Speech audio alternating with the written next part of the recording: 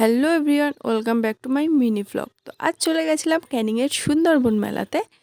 তো মেলাটা না এত বড়, তোমার ঘুরতে ঘুরতে পা ব্যথা হয়ে যাবে। এত স্টল এসছে, এত খাবারের দোকান যে গুনেও শেষ করা যাবে না। তো আমাদের ক্যানিংয়েই কিন্তু পাবে এত বড় মেলা, আর কোথাও পাবে না। তো এখানে এত সুন্দর চুড়ির দোকান দেখছিলাম, অনেক ধরনের চুড়ি ছিল। তারপরে স্টেশনারি দোকান তো প্রচুর, মানে এক লাইন দিয়ে সারি সারি।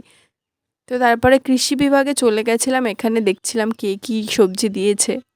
এই দোকানটায় দেখছিলাম কি সুন্দর মাটির পুতুল, গপু একটা ছিল। তারপরে বর বউয়ের একটা সেট ছিল, ওটা আমার খুব পছন্দ হয়েছিল, কিন্তু আমাকে নিতে দেয়নি কৌশিক, বললো শোকেস ছাড়া রাখাই যাবে না, নোংরা হয়ে যাবে। তাও ঠিক। তো এই দেখো মেলায় আমি ঘুরে ঘুরে বেড়াচ্ছি এখন। তো যাই হোক, এবার কিছু খাওয়া যাক। তো তাই খেয়ে নিলাম হচ্ছে পাপড়ি চাট, আর খেয়েছিলাম ফুচকা। ক্যানিংয়ে গেছি আর গরম ভাটির মোমো খাবো না তা কখনো হয়, তাই ফেরার সময় গরম গরম মোমো আর স্যুপ খেয়ে নিলাম।